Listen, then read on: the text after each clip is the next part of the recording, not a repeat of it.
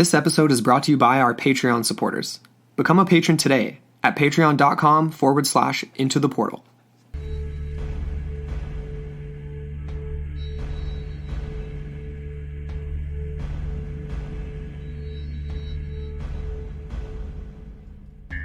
For thousands of years, tales have circulated the globe of people within various faiths who have the knowledge and the ability to enact a form of divine creation, to create life from unformed matter.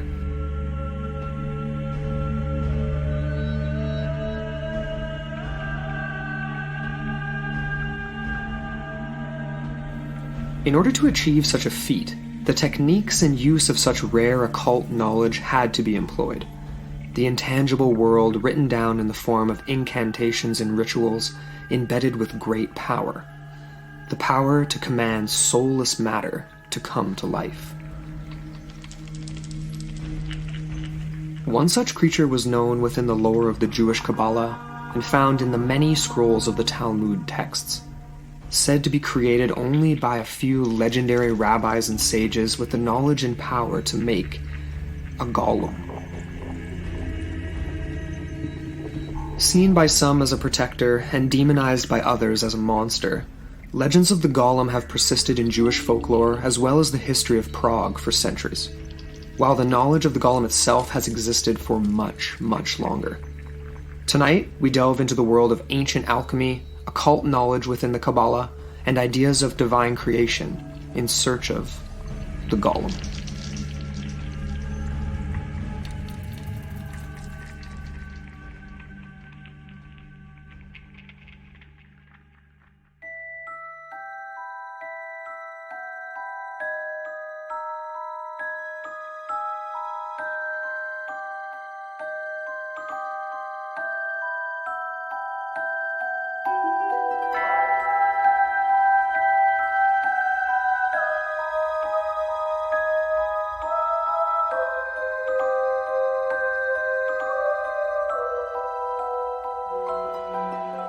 Hello, and welcome back into the portal. I'm Amber A. And I'm Andrew McKay. And welcome back, everyone. Yeah. Woohoo. It's a new week, and we've got some really, really cool stuff we're getting into. Yeah.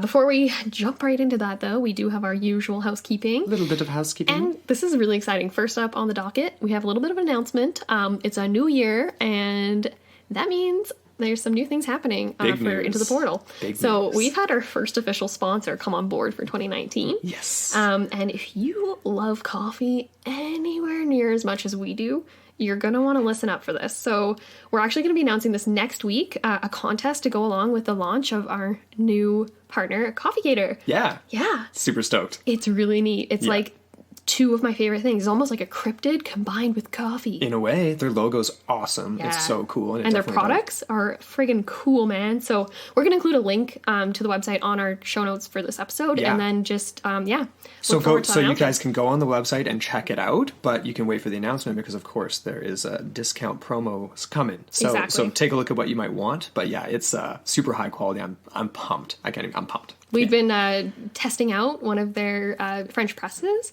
The best French press I've ever used in my life. Yes, it is such high quality stuff. So yeah, we're really excited about that. Yeah. We also have a little bit of Patreon news too. So we wanted to give a shout out to Ian from the UK for upping his pledge on Patreon. Thank you so much, man. We really appreciate that. So now he has access not only to just the mini-sodes, but he also has access to the full-length bonus ones too. So just like the Amber Room episode that we gave a little teaser for over the holiday and then released last week because it was so popular, which is fantastic. So much response to that, hey? People love any historical mystery with Nazis in it. Like, you said it, you're like, oh, I'm a weirdo for liking this. It's like, no. Like, people love that, right? Yeah. And you get the Cold War, too. Like, you get everything. It's great. Totally. Anyways. But we also have some big news with Patreon as well. Mm-hmm. So we've decided to set new goals for Patreon, and we're going to be shooting a video to, like, explain this further, and it'll be up on our website, and we'll put it everywhere so you guys can see. But essentially, we want it to be a little more interactive and a little bit more clear and tangible and fun. Just something really cool. So what we've decided is we want to take Into the Portal on the road. Mm-hmm. We're going to try to raise money through Patreon so that we can go essentially on Into the Portal Euro trip 2020 to go to some crazy, creepy sites, Castle Hoska, maybe Leap Castle, a few others Underground like that. Prague. Underground Prague. So that we can bring you guys like live footage, on-site like investigations, and we'll be podcasting from the hotel rooms in places where we can go. Yeah. And so that's what we want to save up our money for to do. We just think it would be really, really cool. Kind of want to be like the latest version of Ollie Steeds, mystery investigator. Yeah, exactly. And we're kind of going to like pick places where we can stay for free. Like we've got friends in Prague, so we got to go there, and we'll hit up some. There's so much history, right? And it's actually ties into today's episode. It kind of does. And the fun part about this for me is that when you become a patron and join our Patreon community, you can help dictate where we're going to go. Yes. So we'll be like, sending out, we want to get your feedback on what are, your most prominent, where would you want to go if you're going to Europe? And what kind of myths would you want to see covered? So, so much fun stuff. I'm really excited about it. Maybe you guys could even convince us, like if there's a place you would never want to go, fundraise and get us there, and we'll have to suck it up and go inside. I don't know where it would be, but I'll do it. What about what is it, Turkmenistan? They have the pit of fire. It's like the hell pit. Right. Let's go there. That'd be sweet. There's going to be a lot. Very cool. A laundry list going on here. Yeah. So anyway, one last thing before we dive into our topic of the day. New reviews. We had some new ones on our Canadian iTunes. Yes, that was which really is fun. awesome. So thank you. We just want to give a shout out to Canadian Girl 2319 and to Jimmy Bob Brain for your smoking 5-star reviews. Yep. Yeah, I thought that was really fun. They were just super digging on our hosting style and for all the info and the content. So nice. We appreciate that. Definitely. Can't thank you enough. Mm-hmm. All right. You ready to do this? Let's get into it. Okay. So today we are talking about the history and the concept of a creature known as the Golem. Mm-hmm. And not Golem from Lord of the Rings. Oh, right. Yeah, that's an important distinction. But the Golem. The word Golem, this is a quote from Ancient Origins, but you see it in basically every reference that we have. Mm-hmm. The word Golem is said to appear once in the Bible, in Psalms 139:16, and it means shapeless mass or unfinished substance in Hebrew. Essentially, the idea of it is that it is a creature formed from matter, and it is without a soul. So kind of like a automaton. In a way, very much so. And I guess we'll get into that in a little bit, won't we? Yeah. But yeah, so the Golem is essentially a symbol of creation. It's a symbol of protection and deliverance from God in the Jewish history, essentially.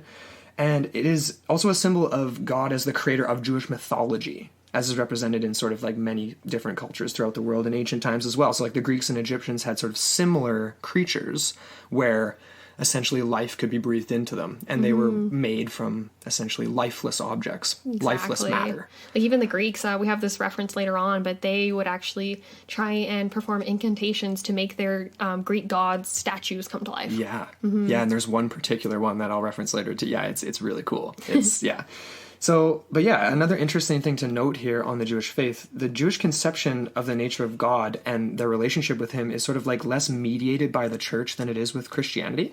So as a result, they, in a sense, I guess, would feel closer to God, the idea of like closer to the divine and the act of creation.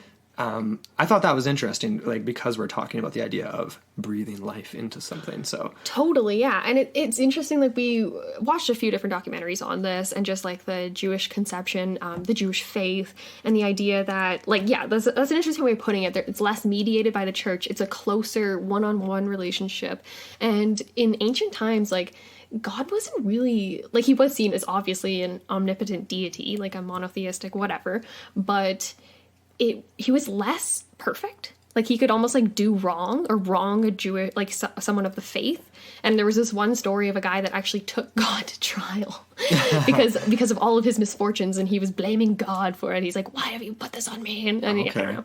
So that's interesting, right? Yeah. So he's not just like this, like they're just like fearing him and worshiping him, like how he kind of, I don't even know, like the Old Testament where it's just like the fear of God's put into you. Yeah, exactly. Yeah. But anyways, there's so many like ancient precedents in Jewish history and literature pertaining to the figure of the Golem, and it's usually traced back to a lot of these stories that come from the Talmud, which is a book of part of the Jewish faith. Right. And I have this quote here from the New Atlantis. It's interesting. It says, "The origin of the golem in Jewish thinking is usually traced back to a characteristically terse Talmudic story that does not even use the word, but begins with the almost magical sounding phrase, Rava bara Gavra, or Rava created a man. Rava, a very great rabbi, sends the man, or golem, that he created to this one rabbi Ziera." And the quote continues, it says here, "There is no mention of why Rabbi Ziera discovers that this being cannot speak." I think that'd be pretty obvious. You ask him what's his name and he doesn't say anything. Like, that's kind of obvious. That's a pretty good indication, yeah. But essentially, this Rava Ziera actually just, he spoke to him and commanded it to return to the dust. So literally just the words. He didn't actually have to rub out the word, the affirmation on his forehead or anything like that, like you see in later stories. Right, that's but he just like later on. He commanded it essentially. Gotcha. So it's weird, eh? There's a lot of ambiguity surrounding why this Rava created it in the first place, why he sent it to this other rabbi, what the purpose was, or anything. So it's just this very weird, like.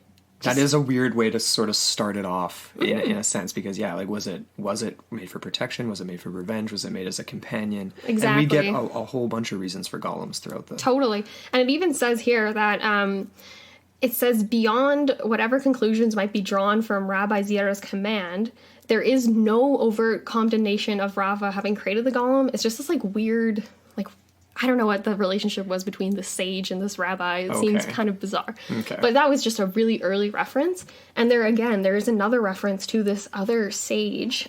He was a Moorish Jewish philosopher from Spain. And he was born in 1021. He died in 1070. And he suffered from a horrible skin condition. He was probably a leper, I would imagine. Something like that, yeah. Yeah, and his name was Solomon ibn Gabriel.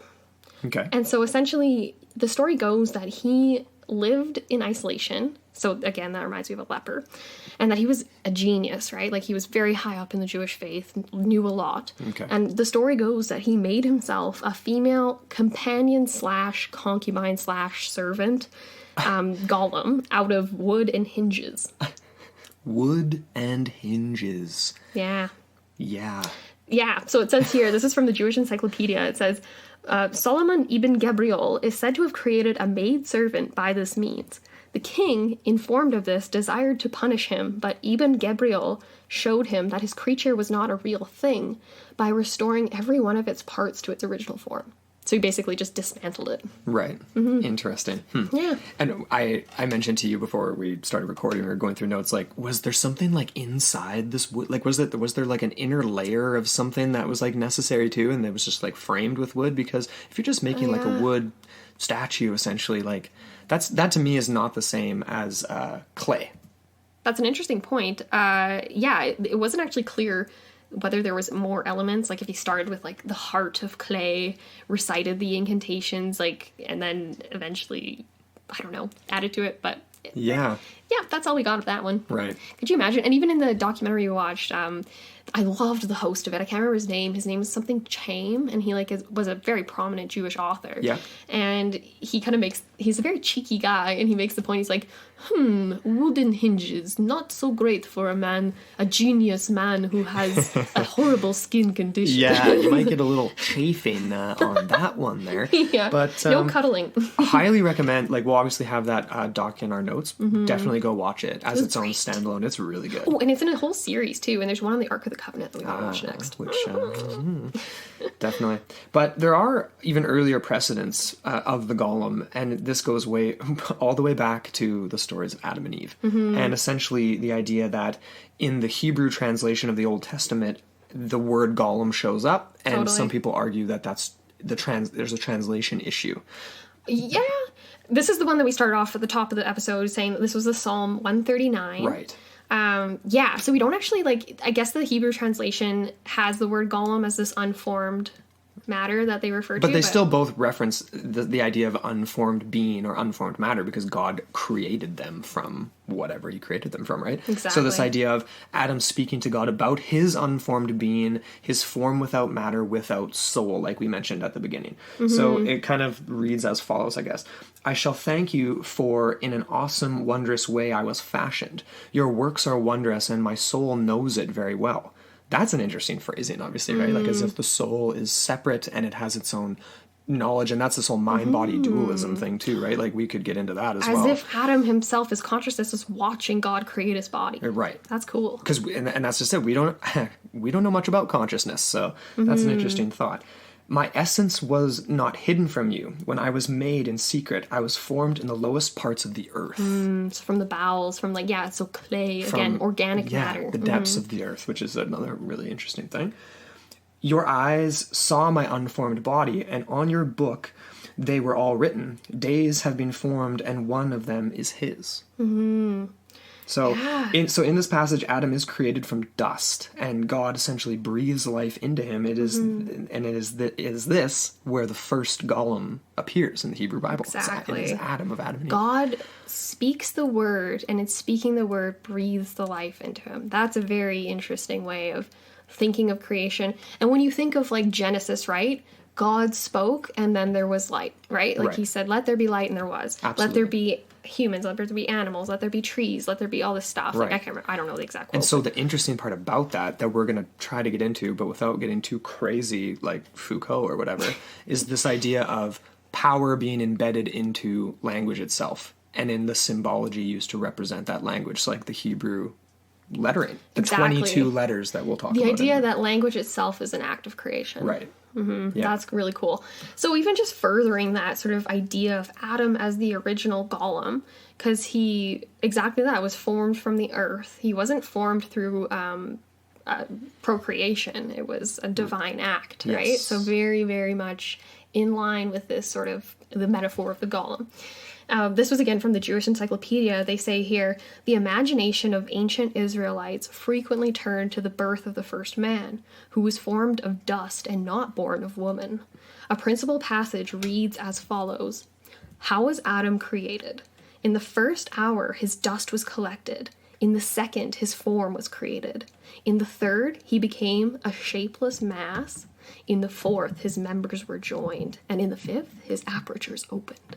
In the sixth, he received his soul, and then in the seventh, he stood up on his feet.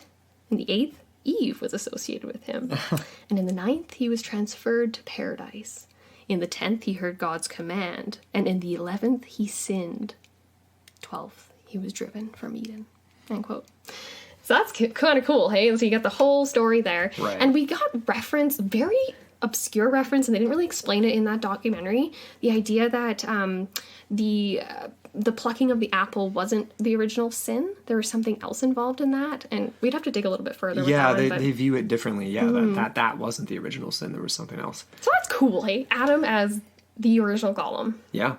So the fact that, and we get this like sort of metaphor repeated all the time, where it's like, oh, like even as like as a warning, right? The idea that populations today are simply golems of their leaders. We're these shapeless, unthinking masses that kind of just do the will of our leader. Yeah, it works as a perfect or metaphor. A master or whatever. You can apply it to so many different things on so many different levels. Well, the host of the documentary makes that, because it's an older documentary. It's from what, late 90s or something like that. So, it seems like he has this ominous. This is all I'm going to say, but he has this ominous quote. Halfway through whatever, he's like, my fear is that in the future, exactly what you just said, that people will become a form of golem, mindless, blindly following the orders a leader. Yeah. That is crazy. And honestly, we've already seen that. Yeah, we see it all the time, and we see it all over the world, but I mean, definitely the last few years it's been set a precedent. Everyone knows what I'm talking about for sure. Yeah. But so so there's like so many of these ancient references from the Bible, from the Talmud, but the Talmud didn't come into being until a lot later. So this was just before the first millennium, right? Right. Yeah. So, or sorry, not the first millennium, like year zero. Yeah. Just after. So like, yeah, just after. So yeah, like 67 AD. How was this pronounced again? Maccabee. And that was from the documentary, right? Yeah. That's the Maccabee Jews. Yeah, okay. And yeah, so obviously there was a bunch of different like Jewish uprisings against the Romans. And just different times of severe persecution where they kind of went underground and they're just kind of trying to survive. Pretty much. But they didn't have a lot of the foundational things that we know today, like what we're going to get into just now. So Yeah. No, they did. And that kind of reached a peak in, like we said, 67. So this is when a prophecy of a chosen one sort of prompted the Jews to rise up in what ended up being a failed rebellion. And this was the first Jewish-Roman war, which kind of ended in the destruction of the Second Temple. This is just from Wikipedia. And the fall of Jerusalem. So that was brutal. Like, literally every single Jewish person they found when they invaded Jerusalem was just rounded up and murdered. Pretty much. There was some taken as slaves, obviously, and most were just executed, and it was a very unsuccessful defense. But that was the same rebellion where it was like any Jew or any mother that was found with a circumcised baby was essentially hanged, and then her baby was hung around her neck. It's just horrific. Like, it's hard to even picture, right? Oh, like, babies, it's pretty crazy. Yeah, it's horrible. But this particular rebellion and all of this suffering and craziness is what resulted in the creation of the Kabbalah. The Kabbalah. Sorry. I had a little, excuse me. In the Kabbalah. And as kind of the motor engine of the Jewish faith at the time, because it had so much like embedded power in it. It was more than just a text.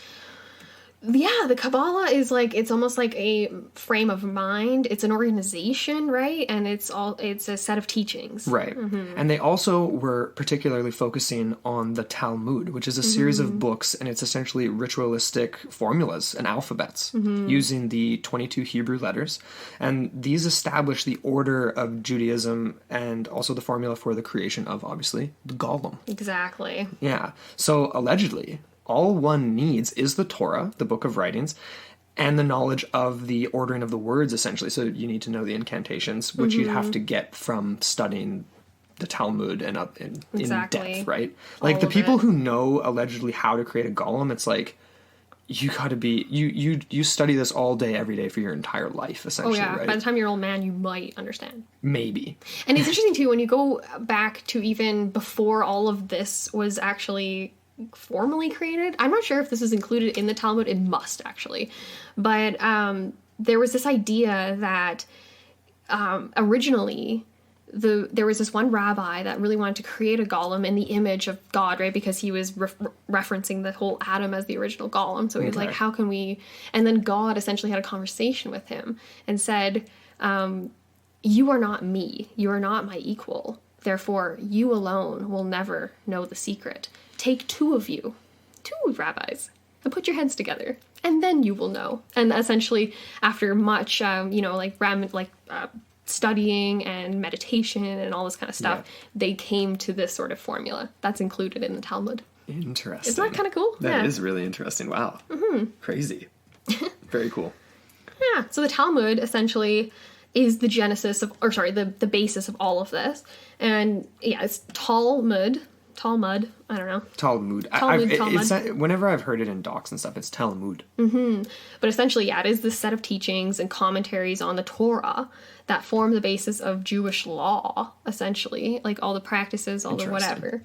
And it says here, this is a quote, comprised of the Mishnah and the Gemara, it contains the opinions of thousands of rabbis from different periods of the Jewish history. Wow.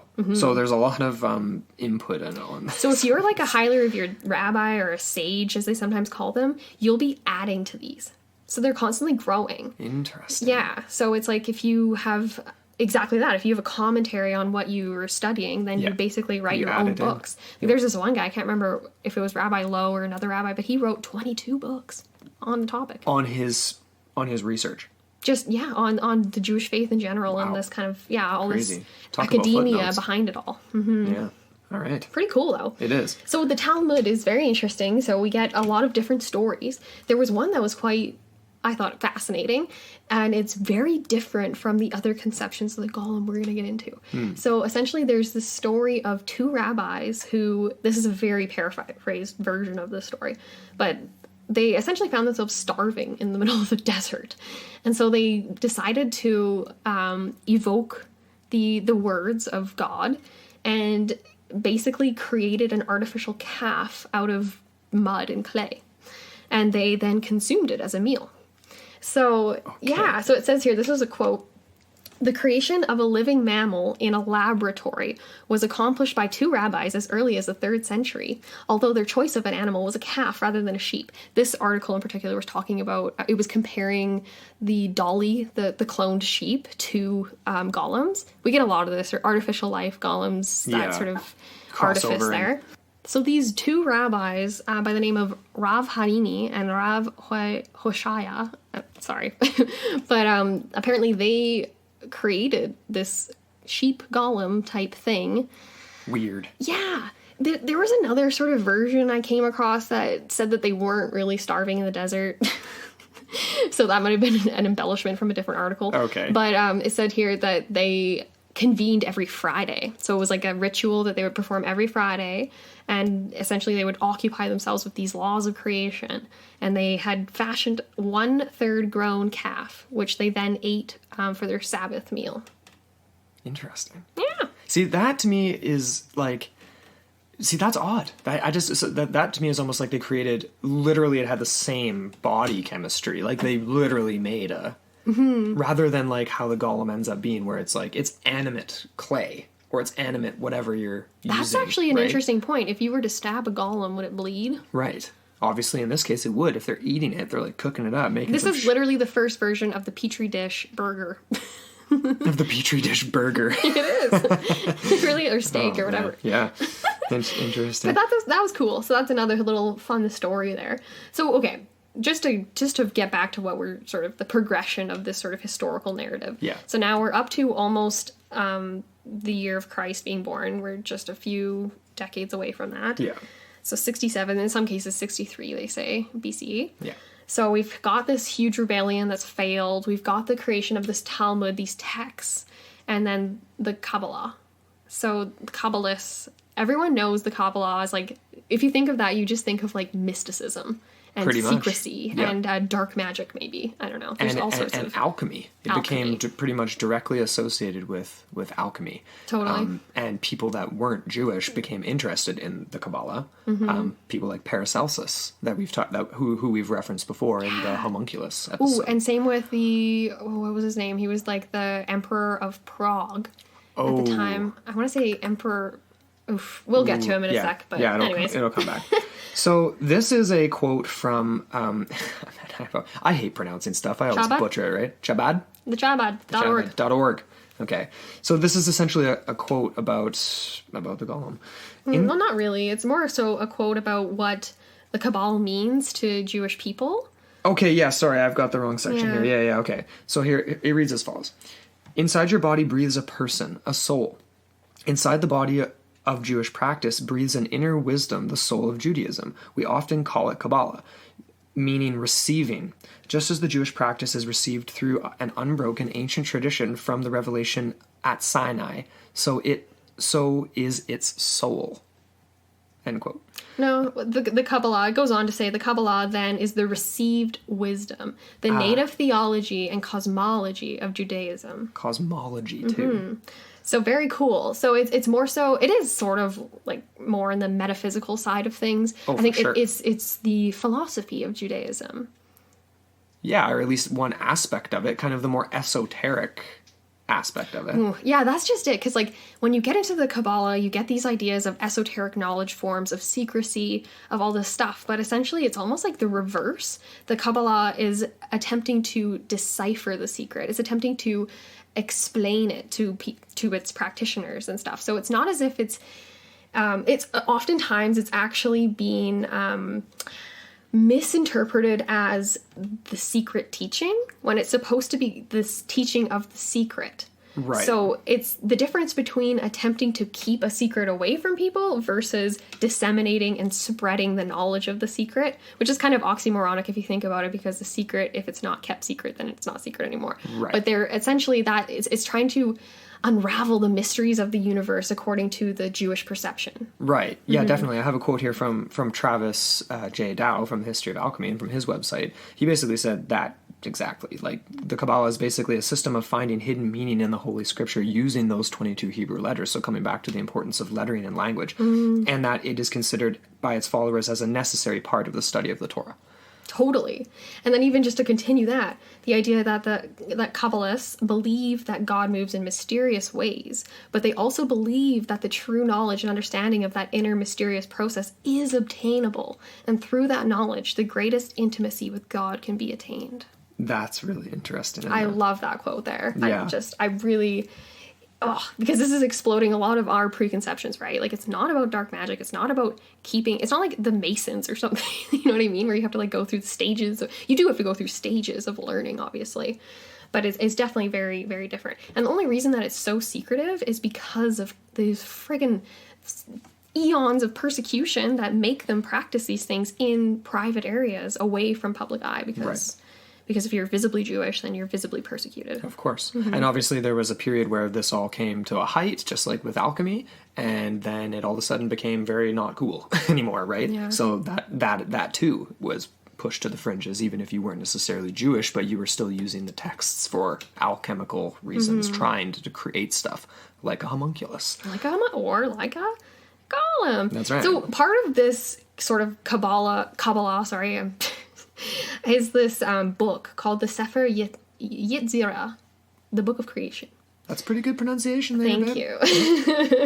And within this book is essentially ritualistic passages and incantations that can bring the soul into the body of a clay being by means of transmutation of language. So it's the power of the speaker combined with the power of the words to create life out of nothing, what I like to call ex nihilo. Yeah. Something out of nothing. Right. Mm-hmm. And we have a winery here in our hometown called Ex Nihilo. And it's based off of this really interesting, was it a fresco or a painting? I can't remember, above this one chapel. I think it's in New York. It's some cathedral. Yeah. And basically it's this fresco of exactly that. Like, it's a very...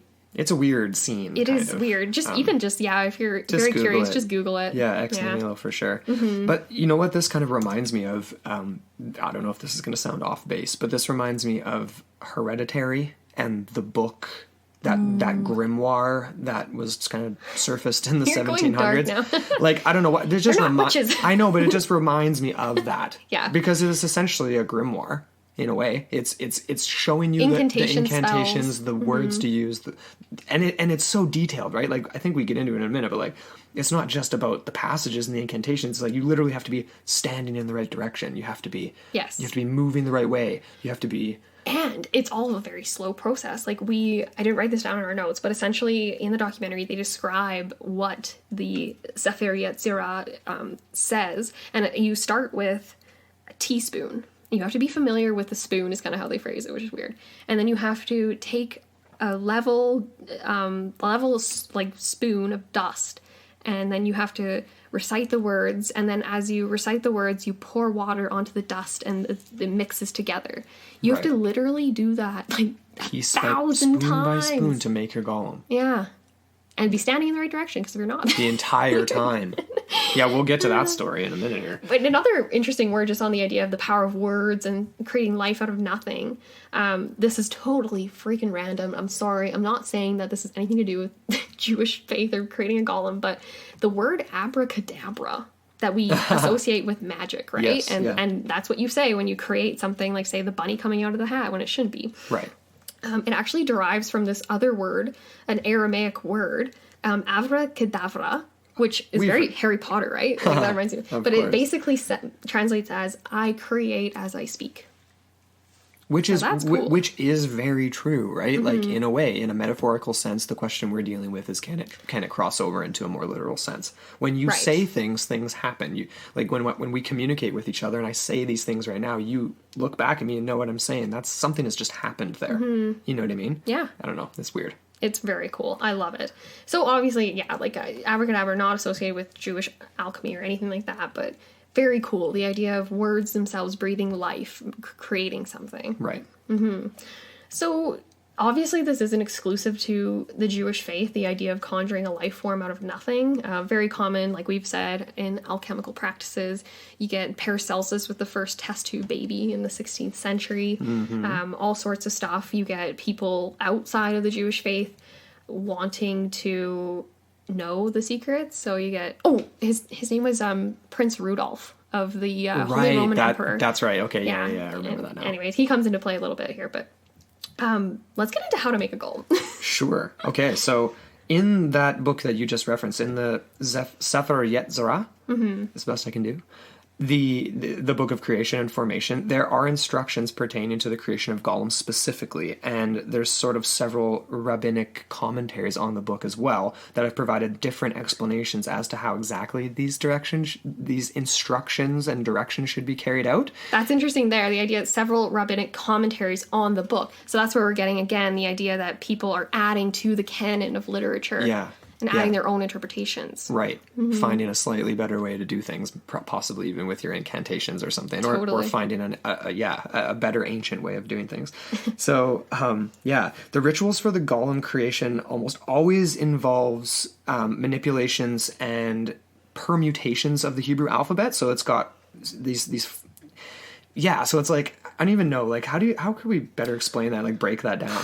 Like, it's kind of hard to wrap your brain around if you're not really of the Jewish faith. Like, the way that I kind of take that, so there's the 4-letter name of God. So I almost take that as, like, you break down those letters and then you rearrange them in certain orders and stuff. And, like, I don't know what that looks like when you're actually doing it, but this is where I'm interested in the literal shape of the lettering, and, like, where I feel like there's power embedded in the actual object, like lettering as an object. You're very much aligned with this one specific artist that actually created a sculpture of a laying golem, and he literally created the sculpture out of these 4 letters from the Hebrew alphabet, which means God. Like thousands of them. So you can Google it. Google statue of Golem and you'll see it, and it's really cool looking.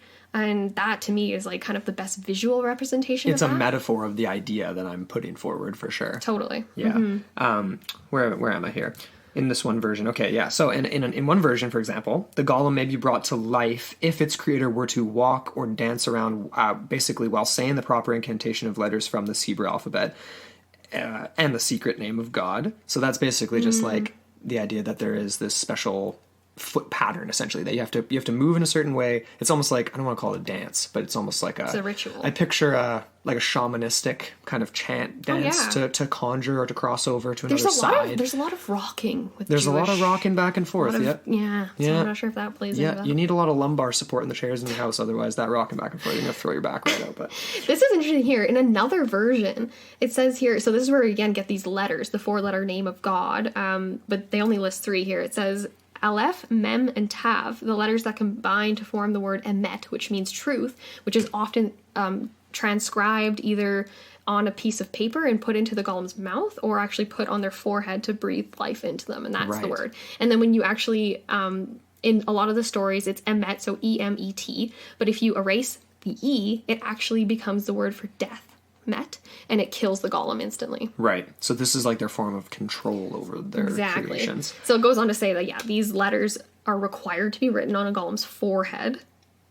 Or, you stick on the parchment and stick it into its arm or its mouth. Into its arm? Yeah, that's weird. Yeah, that one. Like in its pit? That one didn't come up very much in the research. I never saw an actual story that pertained to that one. No.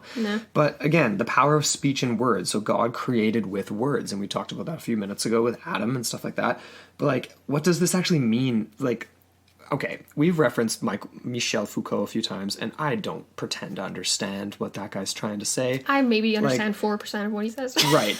But like I've been saying this whole time, I just want to try to articulate it a little bit better. The idea that could written words could have literal power. So language does have a literal power, obviously. Like, it functions literally. Like, when you say something, it does have an impact in the physical world, potentially, right? Oh, definitely. And this does in many ways. So, but what about a manifesting power, right? So, like, as in the ability for the actual shapes of what we call words to have volition of their own because of the power embedded within them, as in, like, the word of God. He uses words, breathes life into something, you know what I mean? So, like, when written down, words become objects themselves, used to depict the sounds made to convey meaning, and other objects as actions between us, right? And those other objects. Is that making sense? I guess. So, long story short, like, written words are metaphors for the golem itself. right? They are created to describe the intangible. They are written down. Before written language existed, there was no way to physically, visually have an object describing what you're just saying linguistically, right? Actually, that's a very interesting point that you bring up, because I agree with all of that. Language is inherently imbued with power. The way that we use language dictates whether it demonstrates whether or not an individual, has that sort of whatever. Yeah. But I totally get what you're saying, how like the idea that, okay, before written language, there was just the word itself. There was the verbally the sound of it. And then the written, you get into a lot of this with like studies of colonialism, of just like power throughout history, power structures, how that's created, the construction of it, and how if you have the language, if you have the books, then you have the power. Essentially, that was why the Bible wasn't widely distributed way back in the day, because the power rested in the hands of the priest, who had the literacy and the ability to convey the words. Right. That's a sort of a little bit of a different sort of angle. That's like the metaphor. That's a metaphor of this. I'm going literal, and that's where the idea of like grimoires come in, right? Because it's the orientation of these now objects written down. The intangible's been written down on paper, so now people can read it and learn it and understand it. And when you say it in a certain way, physical things happen. Yeah. Conjure a demon, make a golem, exactly, whatever, conjure right? a protector. Like travel to the other side. As we're going to see in just a minute. But we're actually going to take a quick break for Grave Girls. Yeah. Yeah. So, we kind of linked up with these guys on Twitter, and they have a really fun show. So they basically take a horror movie and a story related to that horror movie and break it down. They're super fun and funny, and definitely worth a subscribe and listen. So check out this promo for the Grave Girls podcast. Hi, we're the Grave Girls from Grave Girls Podcast. I'm your host, Hawthorne. And I'm Amaryllis. Every week we watch a different horror film, and I find a scary story that goes with it that will definitely leave you shaking in your boots. And if you aren't wearing boots, my true crime case and murder will scare the pants off you. And then you'll just be naked, and that's just a fun time. So listen to us on SoundCloud and iTunes. And follow us on Instagram, Twitter, and Facebook. Don't forget to check out our website at grave-girls.com. We love you all in case we die. Bye! Yeah, so be sure to go check them out. And now we are getting into probably the most quintessential legend associated with golems. That's right. And that is the legend of the Golem of Prague. Right. So this came about in the 16th century, and essentially it is this telling of this epic story of this guy referred to as the Maharal, or Rabbi Lo. That's right. I actually came across, what was that other like alternative way to say his name? It was like Le. Yes. Officer of the Le. Officer of the Le. I thought that was so funny. Anyways, okay, so the Maharal. I like calling him the Maharal, so I'm just going to do that. But essentially, this Maharal was invited to live in Prague at a time when the Jews weren't experiencing too much persecution, but it was still a little bit iffy. But I guess this one Holy Roman Emperor Rudolph, which we mentioned earlier, he was a little more forgiving. He wanted to know more about the Kabbalah and all that kind of stuff, like the Jewish mysticism and everything. He was really interested in alchemy. Yes, he was. So he invited this Rabbi Lo to come and live in Prague.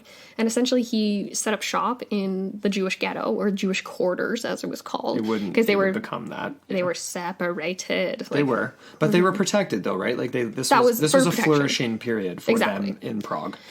Until the times when this kind of a dick, his name was Thaddeus, he was apparently a Jewish hating priest, and he started to stir up these sort of pogroms, and things started to get a little bit bad for the people, the Jewish people. Well, there started to spread rumors, right? And a lot of that had to do with the idea that the Jews were using the blood of Christian babies in their secret practices and rituals, which is just, it's been repeated so many times throughout history, and it's just complete BS, and it's just annoying.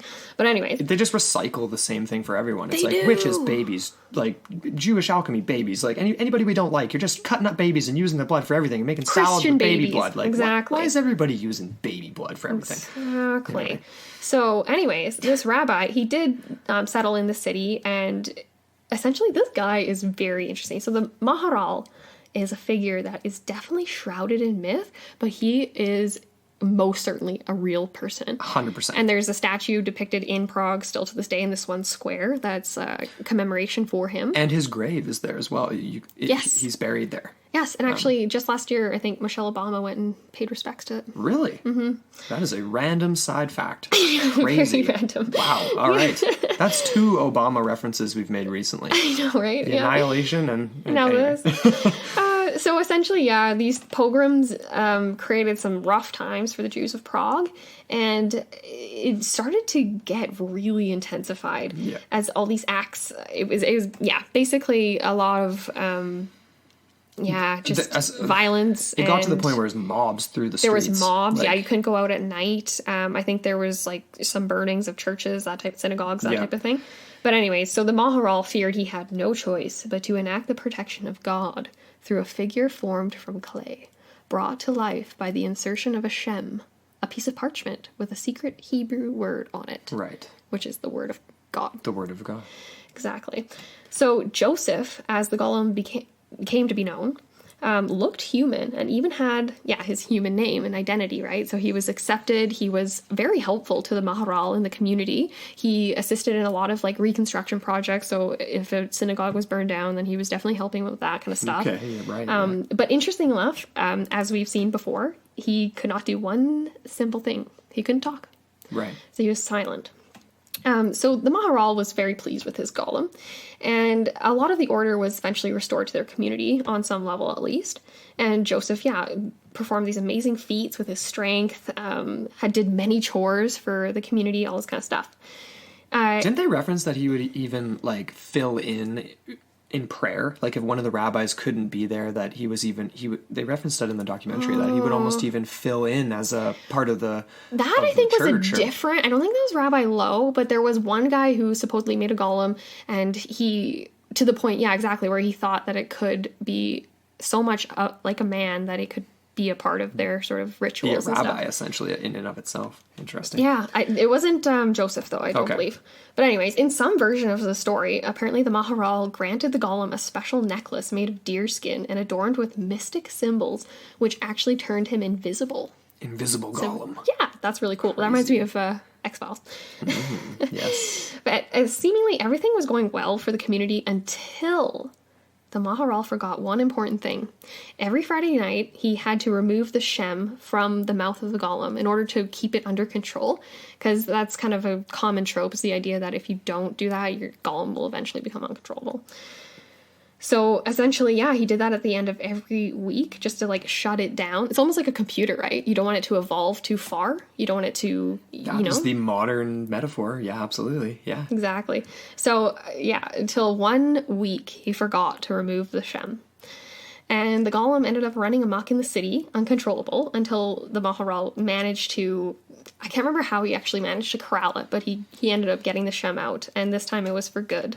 So him and a group of rabbis went, and in some stories they go to the river and unmake him, and other stories they bring him to an attic. No one really knows the fate of the golem, but apparently there are several places around Prague where people say that the golem lives still to this day. Like that it was stashed away. Yes. Rather than destroyed. Stashed away for a rainy day. Right? When things start to stir up again. Yeah. Which, unfortunately, it did end up, lot. obviously, in the 20th century, and there was no golem to save the day. So. Right.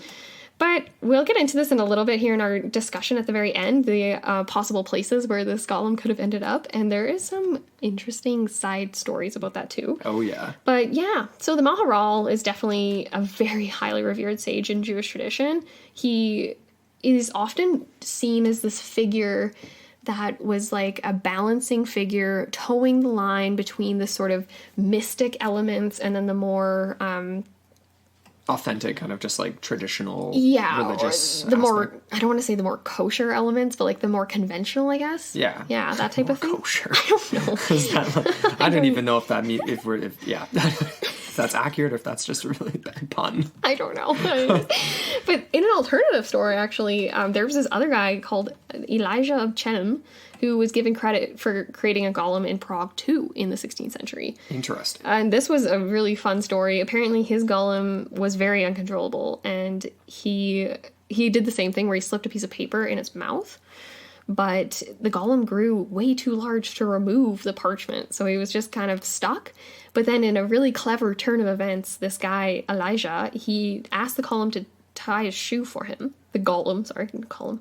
And then when he bent over, the rabbi grabbed the slip of paper, but tragedy ensues because of the massive weight of the golem. It crushed him. Falls on top of him, crushes him. Yeah. So that's kind of unfortunate. It kind of makes you wonder, it's like, what's more dangerous? The having a golem and having to deal with it, or the process of trying to create one, and like what can happen if it doesn't work out properly because of you're dealing with, again, I'm reminded of Hereditary and like that book, like if you don't do something properly, like Paimon, yeah. things, not good things are going to happen, you know what I mean? Yeah. And in that case, they kind of wanted those things to happen a little bit. Oh, exactly, but just the idea of yeah, I guess it's a reverse, but same concept, right? Totally. But we didn't mention earlier though, like how dangerous it can be. Like we loosely referenced, but there was one where it was like the one story where a rabbi was trying to teach. He had several disciples. Mm-hmm. He was trying to show them how to make the proper incantations and the proper orientation. And they were facing the wrong direction. And when they got close to the end of their initial incantations, they sunk into the earth. Essentially, it's like quicksand. Yeah. They opened up something else. They were conjuring something different. And they essentially sunk in up to their shoulders, I think it was. It goes up to their waist, yeah. Okay, up to their waist. And they were stuck in the earth. Yeah. Like screaming, being like, imagine how caught off guard you'd be if you believe that to be true. Bizarre. How sudden would that have been, too, you know? Like, this process is very slow, seemingly, so I don't know. That's a cool story, though. I like that one. We had another one from the 1800s, too. Yeah, this was allegedly the last like recognized golem that's attributed to a guy by the name of R. David Jaffe. Is that? I hope that's close. Jaffe, yeah, I don't know. A Russian rabbi. Was he a government official? Is that what this? No, he just lived in this sort of government area of Grodno, Russia, around 1800. Okay. I think it's just a province. Gotcha. But his golem, unlike that of Rabbi Lowe, was not like supposed to rest on the Sabbath. So that's a little bit different, right?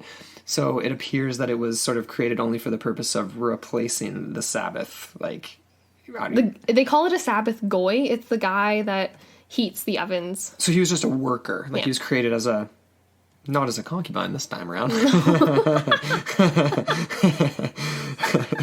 So like all orders to make fires were given to this golem on Fridays, and then he would execute it promptly, but mechanically the next day. What is? I don't even know. Like you didn't read the end here because one slight error in an order actually caused the golem to. It caused a confusion with the golem, and he actually ended up destroying the whole town.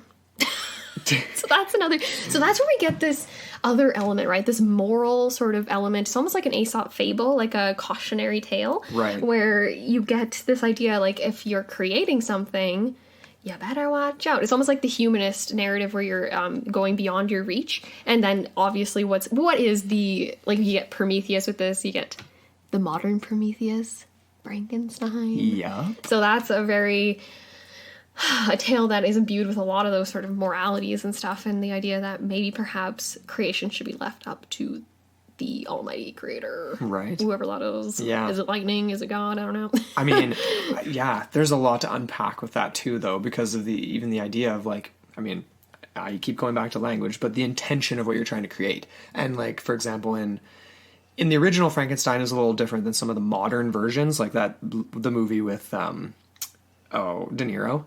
Right. as Frankenstein is kind of a little more modern conception, where like the character who plays the guy from Harry Potter, the whatever, and he's like Lockhart, Gilderoy Lockhart.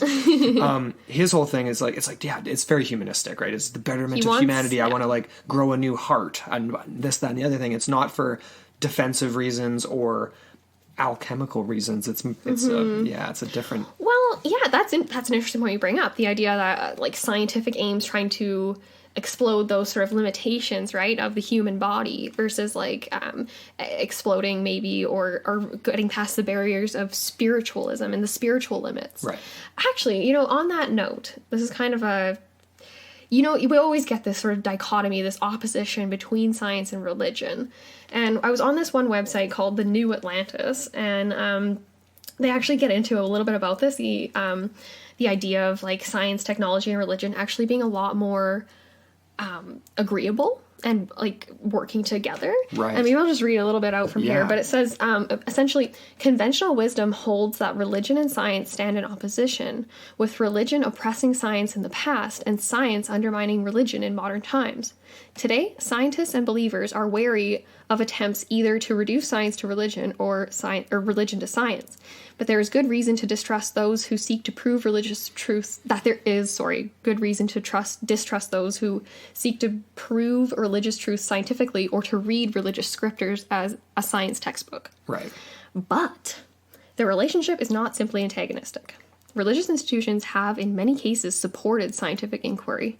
The rise of science depended in part on metaphysical beliefs with religious roots, and arguably on certain religious virtues. Religious belief, in turn, has been enriched by scientific insights into the natural world, and technological innovation has been essential to the spread of religious ideas. So it's all it actually does help one another, and, obviously a lot of our scientific questions stem from the unknown. Trying to uncover the unknown, and what did religion seek to do? The same thing a little bit. Totally. So, a lot of the same functions. Absolutely. No, that is an interesting. I'm glad you found that, because that's a good. Yeah, that definitely contextualizes this a little bit better, I think. So fun. I love this whole concept and idea. It's really interesting for sure. I'm definitely. It makes me want to try to. Well, maybe not make a golem or a homunculus or a Frankenstein, but maybe make a cyborg. I'm like, make a mini cyborg, just like a teeny one, like a homunculus, I guess. Well, we should write a book. We should make a little. Well, speaking of non-gross homunculus. Speaking of like books and literature and all that kind of stuff too, like we both read in university Marge Piercy's He, She, and It, and that is a really awesome intersection between cyborgs, future dystopian realities, technology, and then the roots of like the Golem and Jewish alchemical practices. Yep. In the book itself, you get two narratives. You get one from 16th century Prague, which goes through in great detail the story of Rabbi Lowe and Joseph. And then you also get the futuristic dystopian reality that's in the book, where essentially you have the creation of a cyborg. And I don't think his name's Joseph. Is his name Joseph? No, I can't remember what the name of the cyborg was. It's the same idea, right? Is he a man? Is he a machine? Is he in between? Like, you get a lot of... Does it have a soul? Does it, right? Yeah, exactly. Can it... Yeah, and it gets into a lot of that, right? Because as the cyborg grows or matures, it evolves. It seems that a golem is able to do the same thing, which is why they have to take the shem out of its mouth. They have to stop that process, and then maybe he just like regenerates as a newborn on the next Sunday or whatever it is, the next Monday, when they put the shem back in its mouth. That's an interesting thing. Yeah, like, is there memory? Is there? Yeah. That's interesting. Oh, woo. Okay. That's getting into other things too. Like, can memory be stored on a? Where is memory stored? You know what I mean? Like, can it be like? We got into, it's not like it would be DNA with a golem because it's made from matter, but we talked about this. Actually, wait a second, it wasn't on our show. I talked about this on Zeng This with the thing, and the idea of like memory being embedded in DNA, so that like, the thing would take over a body and then it would have their memory. It would have access to it all. So that's a little off topic. It's almost like a database, right? It's like could be like the memory of a computer, right? Hard drives. Indeed. Is it the hard drive? Is it the soft drive? What is it? The software? The hardware? What contains the memory? I don't know. The soft drive. The soft drive. Yeah, you know what? I don't know if I'm really up for hard drive. Do you guys carry any soft drives? There are other golems that have been referenced in the ancient world, though. just to get back on track here, we mentioned at the beginning the idea of the Greeks trying to find incantations and ways of spells, essentially, to bring their statues to life. Because their statues were obviously representations of very, like, gods and demigods they believed to be real. At least up until a certain point, right? That they actually existed in this place called, what is it called again? The Mount of Olympus? Yeah, that's right. Yeah, you got Zeus and you got everybody chilling up there. But one of the main ones, though, there's a whole bunch, but Talos is an interesting one, a giant bronze man who guarded the island of Crete, allegedly by throwing stones at the ships of unwanted visitors. Ooh. And there's some debate as to who built him and why, but one version says he was created by Hephaestus. Hephaestus. Yeah. Asbestos. You guys better get that cleared out. You know Hephaestus. Yeah. Right? I just suck at pronouncing that stuff. I can pronounce the next one, though, and it was gifted to King Minos. And everyone knows King Minos, right? Yeah, definitely. The Minotaur is where that comes from. Yeah. So anyway, that's kind of interesting. A little bit less concrete in terms of like a specific text that they used or anything like that. But I just thought it was interesting. And then there's also dark myths related to the afterlife and the underworld, obviously in Egypt, that we've talked about a lot. And there are some sort of stories about, breathing life into inanimate things in all kinds of ancient cultures, which I just thought was kind of interesting. But the golem is unique comparatively to all of them. It's with the shem in the mouth, with the concept of language being so important, the Hebrew lettering in that. Yeah. That doesn't come into play as much with like the Greek statues and things like that. So it's more metaphysical, but the metaphysical is directly linked to their sacred texts. That's interesting. That even mentioned that you just said about how we throw stones at ships. That just reminds me of trolls. Trolls. If you haven't had a chance yet, go listen to I think that was our best Film Friday yet. That was so much fun on Troll Hunter. Sorry, just before we get into any more of this, I feel bad. We forgot to... there's a name for the collection of commentaries that rabbis kind of add to, like the canon of literature that I was referring to earlier. Yeah. That's actually called the Zohar. Right. Just so people know, like I've come across that reference before, but yeah, just so we have an official name there. I feel bad. And I always did wonder, like back in the day, like because we've watched some documentaries on various things related to like this kind of stuff, and you'd see like a scene of like, some Jewish rabbis or praying or getting ready to pray, and like people are bringing out like literally like there's like rows of people carrying out big huge scrolls of like documents, you know what I mean? Like, yeah. And there's so much of it, like it's more than just like one or two books, you know what I mean? It's a lot. It's like it's kind of insane. That is so neat though. Okay, I'm racking my brain at this moment because I didn't actually write it in the notes here, but there was another reference. That was like a medieval reference to, I believe it was a Christian figure, not a Jewish figure, but again, the idea that it was a statue that would come to life. Right. And come to the aid of the medieval people. I can't remember where it was, what even country it was in. Okay. But that just popped in my head. Well, you said to me the other day, too, the idea of gargoyles is very similar in a sense, with the stone. Right, like I think that was on our Film Friday.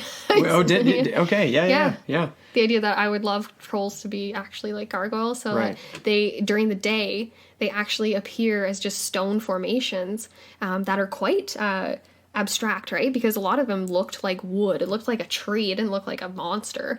And then once darkness falls, they come to life. Right. And that's why we don't see them every day. Yeah. But anyways, that's a total side note here. I had another reference to, this is a Christian reference, so outside of the Jewish faith again. But essentially, this guy, everyone knows who Thomas of Aquinas was. He was a Catholic saint. Mm-hmm. And apparently, he actually fashioned himself what was termed a female android around the year of 1000 AD. All right. And I don't know how he created it. I don't know what it was made of or whatever, but apparently his android kept him warm. But so annoyed him with her incessant chattering that he just ended up getting rid of her. You'd had enough. That's interesting. Well, that obviously ties like Siri or something, or Siri. Just shut it off. Oh man, there obviously is like the Christian version of the Cabal, right? Too, because Right. of the because of what was taken like from the Old Testament and Hebrew texts and things like that. So there definitely are mysticism and alchemy and things like that linked to Christianity too, and Islam and lots of different faiths. Oh, definitely. Yeah. But anyway, just to yeah.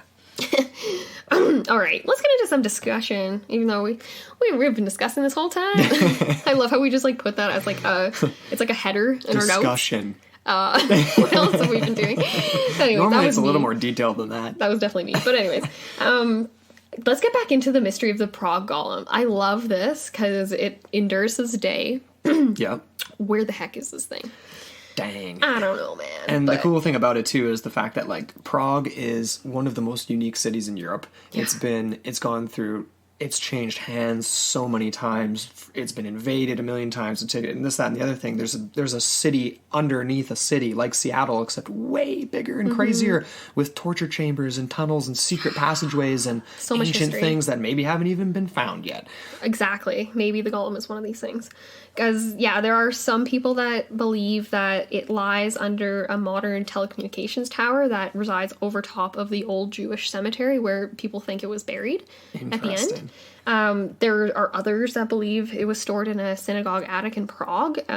This is the oldest synagogue still in use in Prague. It's called the New Old Synagogue in the Jewish town. And it was built between 1270 to 1280 approximately. Okay. Still in use. It survived all of that. It wasn't burned down during the Nazi invasion. It wasn't, like all of these moments where it could have been destroyed.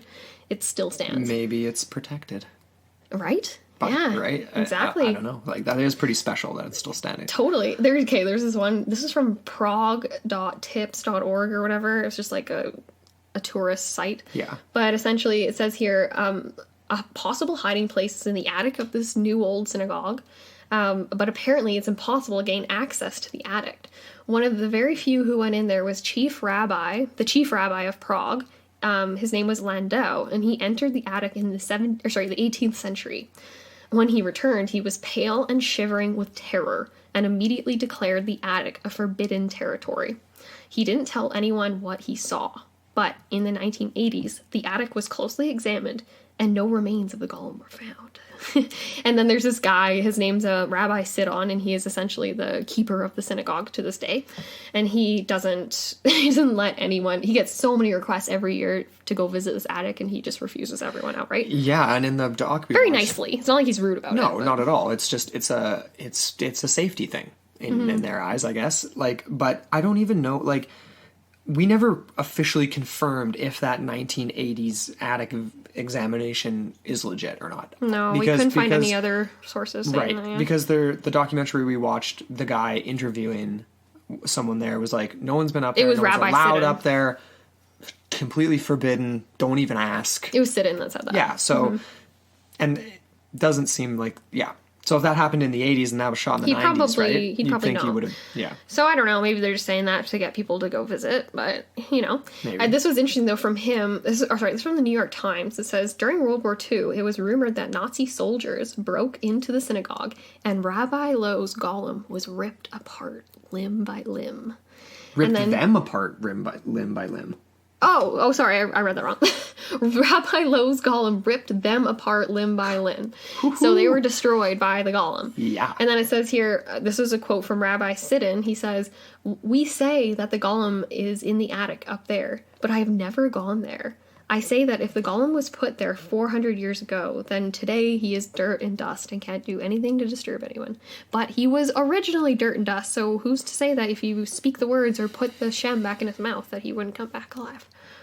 So, Who's to say? yeah. That is a really cool story though, right? Because then, yeah, it's left to be.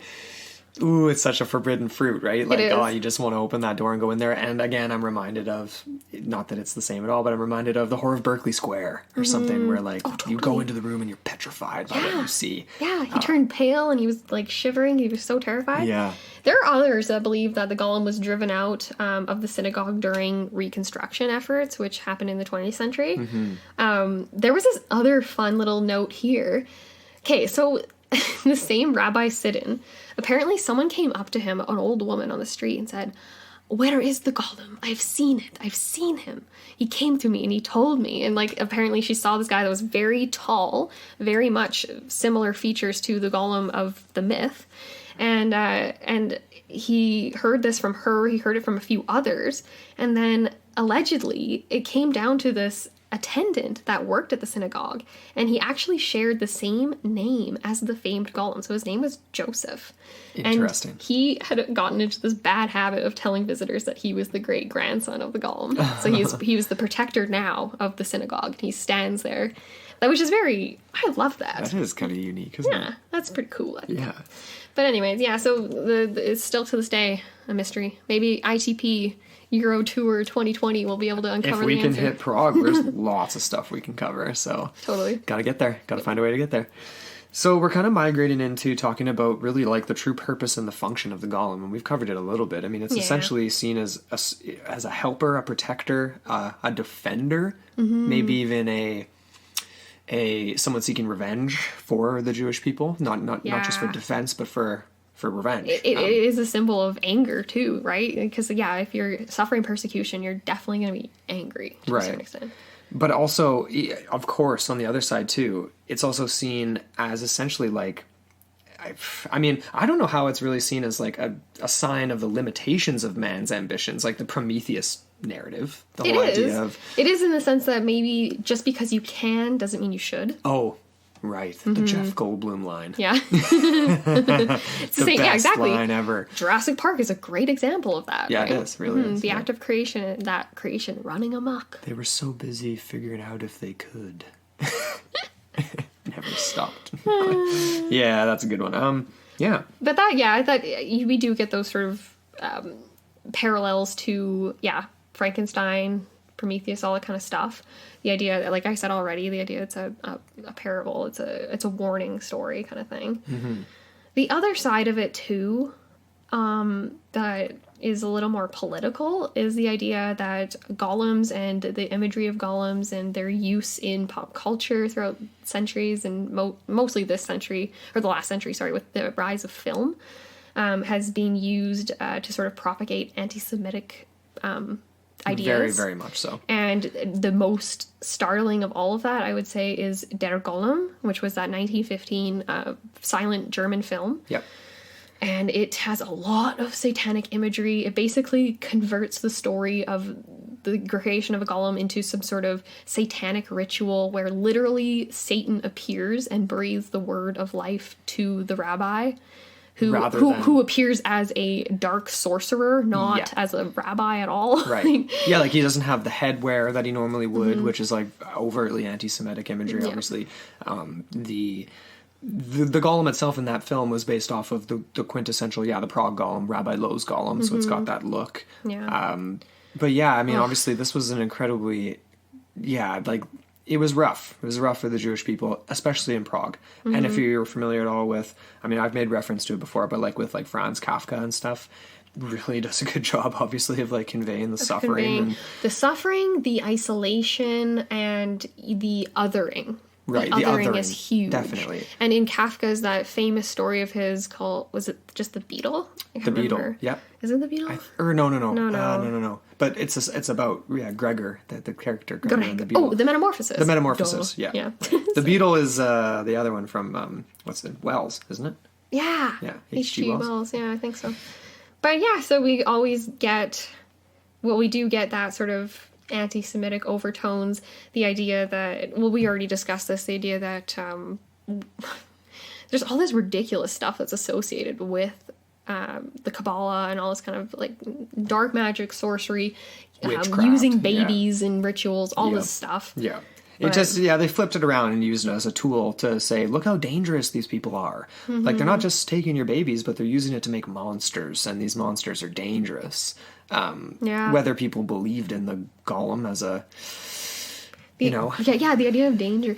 Another sort of interesting reference I saw was from this Vienna-born physicist named Wolfgang Paul, and he was actually involved in the development of the atom bomb.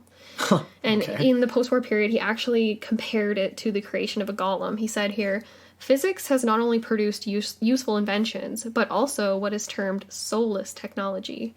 Indeed, it gave birth to the atom bomb. Physics has thus been made into an autonomous phenomenon, detached from the physicist and his soul, which is in fact what begets all of it. And so it becomes a sort of golem. Yeah, I mean... I thought that was really telling. That is really interesting, isn't it? Isn't it? Yeah. I mean... Yeah, and I mean, even just the phrase there, like, termed soulless technology, the idea of a soul and the idea of a soulless matter and... breathing a soul into it. Yeah. Right?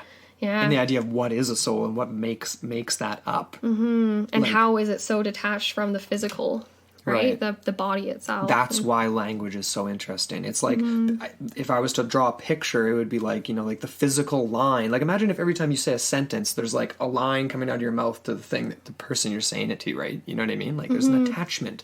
There's all these things, like concepts and ideas and phrases. And things that are being created almost in this this huge web-like apparatus that is our collective consciousness. Exactly. And that is actually hugely significant as a reason why the golem can't speak. Right. The golem is a created thing. It can't create it on its own. Right. Unless it evolved past that. If say, the golem was left with the shem in his mouth for long enough. Or if the instructions on the shem were to learn. Yeah. Do on your own. Yeah. What if those are the instructions? Almost like Frankenstein, right? Go into the world and learn who you are. Yeah, exactly. Formulate your identity. Because if the power is in the words, then... It doesn't just have to be make me a sandwich or be my concubine, right? Or make me a fire. Yeah. Burn down this village. You'd think maybe you'd just start lighting your own fires if it was that risky. That's his only job and he burns down the whole town. Like, just light your own fires, guys. It's not that hard. I mean, maybe it was back in the day. We've got barbecue lighters now. Yeah, exactly. We got it covered. Oh, man. I think we're kind of getting down to the end of it. Eh? Yeah, no, I think so. I mean... There was one other reference, though, and you brought this up at the beginning of the week. You're like, The Simpsons. Yeah. Yeah, The Simpsons. There was that one episode with Bart and the Golem, and it's the classic Shem in the mouth. And it was in a Treehouse of Horror episode. That's right. Mm-hmm. Which is kind of interesting, too, right? That is almost in and of itself lumping the Golem in with the category of monsters, which is in there with Frankenstein. The monstrous other. Yeah. Mm-hmm. Yeah. Right. And it is kind of in the category of the uncanny, like... not quite as much as Frankenstein because of the actual physical human flesh. The grotesque nature. Yeah. Like it is made up out of us. It's a little cleaner, a little more sanitary. Yeah. But then you mentioned X-Files, but we didn't get into it. But like that was a great episode where it was essentially like a garbage golem. It was almost like an invisible entity in that one. And it basically manifested and then disappeared into a pile of garbage when it needed to disappear. Yeah. That was cool. Just on the note of The Simpsons, though, because okay, so just the basic plot breakdown, because I thought this was quite interesting. And there's a side note that is just it's an insider for our show and our listeners. Okay. But anyways, okay, so essentially Bart finds this golem, the Golem of Prague, essentially, which is weird, backstage at a performance of Krusty the Clown. He steals the golem and then uses him, obviously, to carry out his mischief-making commands. Bart's sister, Lisa, thinks the golem doesn't like doing the bidding of others. Sorry, can't talk. So her and Marge create a female golem out of Play-Doh. So this is where we're getting a Frankenstein narrative inserted in there. Because all Frankenstein wanted was a mate, a partner, someone to have that human bond with. Or some sort of bond with, not human, but... So they create a female golem out of Play-Doh to be the golem's mate. And then essentially they fall in love. And then the golem is not under Bart's control anymore, essentially. Mm-hmm. But the voice of the female golem... the voice is played by none other than Fran Drescher. Wow. Fran. So in case anybody doesn't remember that reference to I think it was just on Facebook. Somebody commented like, Amber sounds like Fran Drescher. It was a friend of ours from Prague. It was a friend from Prague that said that. We worked with him at the winery and he always made fun of my voice. Oh dear. Yeah, that is kind of funny, hey? Yeah, so funny. But you can make a golem out of Play-Doh. Apparently, you can make it out of pretty much anything. Yeah. But, yeah. All right, well... So what are your conclusions here? I mean, okay. This was kind of an interesting episode because it is more of just a historical episode. We're not really... I mean... We're not going to go try and make a golem. No, obviously not. It definitely is similar to, like, the homunculus episode, obviously, which trying to figure out how much I believe that this could actually happen. I'm leaning that way. I mean, I believe in ancient occult knowledge that we've lost. It means we're just staring at screens all the time and we think we know everything, and yet our greatest accomplishment is the cheese printer. Or like, not actually, but like seriously, like we all thought we'd be way further ahead in 2019 and we're printing cheese on a printer. Thanks, Chris, for posting that on Facebook from Dash of Science. But I feel like language is really powerful, and that elements of this could be real. Like I do believe that there are, that there's truth to this. That there is truth to this. Sort of the meat of the sort of idea of all of this is that language can create something out of nothing. Right. This was something I should have mentioned earlier, but just to connect to the shape and the look of the Hebrew lettering and the power embedded in language and then the lettering to describe that language. This was from the documentary. The guy mentioned that Hebrew lettering was said to be inspired by the dancing shapes of fire. So that the ancient writing, when it first was put to parchment or rock or whatever, right? This was the magic of words, because they were exchanged around campfires for so long, sitting around the fire, cooking, and then the inspiration from the flame. There's something magical about that. There's something metaphysical and interesting about fire. I like and that. Actually, that reminds me of something that we did way back in like grade 10 science. And I don't. Everyone probably has been asked this question in a science class, where you have to like write down what you can you just. Is fire alive? Like, write down the reasons why you think fire is alive. Like, it needs food, essentially, fuel to consume. It gives off heat. It moves around in erratic ways, and like, you know what I mean? It's unpredictable. So I thought that was an interesting connection to the actual that's really lettering cool. used in these incantations. The lettering, yeah. It's the abstraction of the idea that is imbued with this power. Yeah. Boom. Mind is just exploded right now. Oh man, I'm going to be using that GIF on Twitter when we post this episode. Just But yeah, no, I mean, what do you think? I have to agree with a lot of that. I do.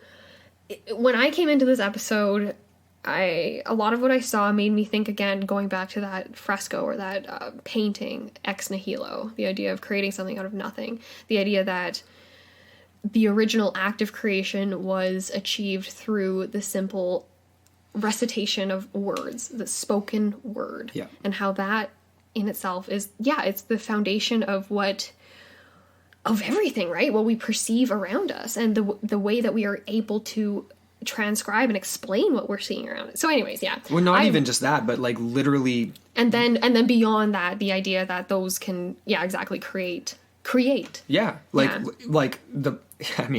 we're not going to go deep into Foucault now at the end, but like a microwave is a microwave because we have given it that name, you know what I mean? It's a complete abstraction, but it works because it's on the collective conscious level, right, where we're all participating in it. Therefore, it's not abstract anymore. It is what it is. It is what it is because we say it is what it is. So now we just need to find the Golem of Prague and see if we can bring him That's back the real to life. mystery, and that's the that's the open end of this one. So we want to know what you guys think, as always. Hit us up into the portal mailbox at gmail.com. Get at us on our socials. We're always on Twitter. Andrew's super active on there. I'm on there at least once a day usually. And then just let's get the conversation going on the forum. Definitely. This is a really deep conversation too, so we can take this in all sorts of directions, and I'm going to try and pull up some more of the sort of philosophical things that we've learned in school, and just maybe try and toss those out to some people. And if we have any people listening who are Jewish or who have gone to like Hebrew school and have a better understanding of all this, would really love to hear that perspective, obviously, or like how maybe the legend of the Golem or stories were presented to you when you were young, or anything like that, right? It'd be really interesting to hear. Totally. So we hope you guys really enjoyed this one. And we did. I really enjoyed this one. I don't think we know what we're doing next week for Film Friday just yet. Yeah, we haven't finalized that one yet. But we'll let you know as soon as we do, to all y'all out there. We'd like to give, as always, special thank you to our producer, Charlene Ramler. Yes, thank you so much. All of our Patreon supporters. Yeah. You guys are awesome. Yeah. and to all our listeners as well. Yeah, everyone. So, until next time, guys. Yeah, Happy New Year.